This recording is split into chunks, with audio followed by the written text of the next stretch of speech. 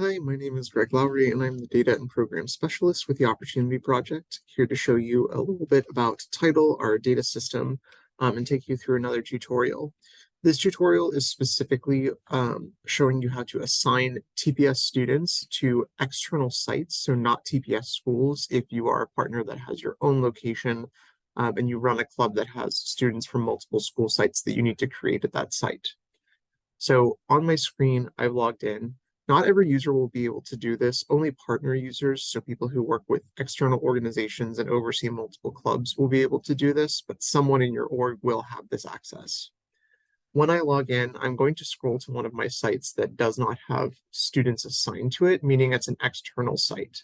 You can usually tell because they're in normal sentence case, not all capital letters like you saw there. But this would be a site that we've created specifically for your organization and isn't already a Tulsa Public Schools site. The reason that we're going to do this is because Tulsa Public School students aren't technically assigned or enrolled at your site for us to be able to enroll them in any kind of program. So we need to connect them to your site first so that we can connect their data.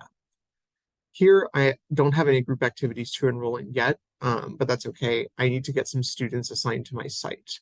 So on my left menu, I'm going to click TPS students.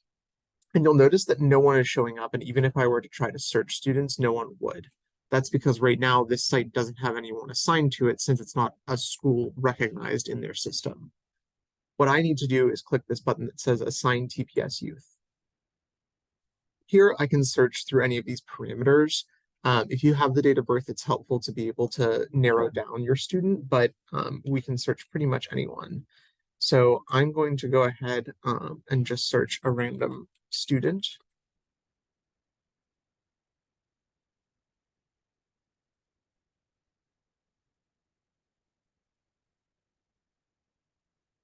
And that took a moment, but this will bring up a number of different student names. In this menu, I'm going to blur out some of the actual information to protect students, but this will bring up a number of our students' information so that you can determine if that's the correct date of birth and the school that they're attending. Once you find the correct student, you're going to click the register button. When I register that student, I can go ahead and click into their profile, but sometimes this will give you an issue because it has a little bit of trouble distinguishing whether or not that student is assigned to your school correctly or not. So if you run into issues here, don't worry. If you click register, you've done what you need to do.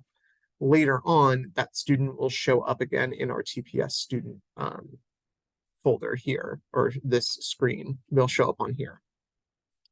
Right now, although you might be able to click a student, you won't necessarily be able to do much with them.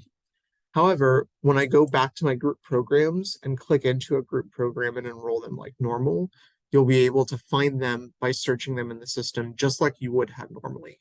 All we've done is assign them as a student at this site. Again, I didn't do that to protect student information, but you'll see them in there. This is better than creating non-TPS student profiles if those students are actually TPS students, because it will connect you back to the actual student profile.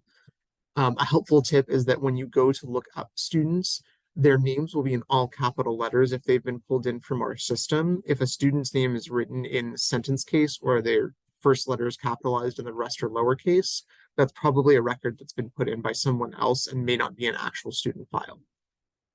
Hopefully this is helpful, but if you have any questions, please feel free to get in contact with me and I can walk you through this process for your external sites. Thank you.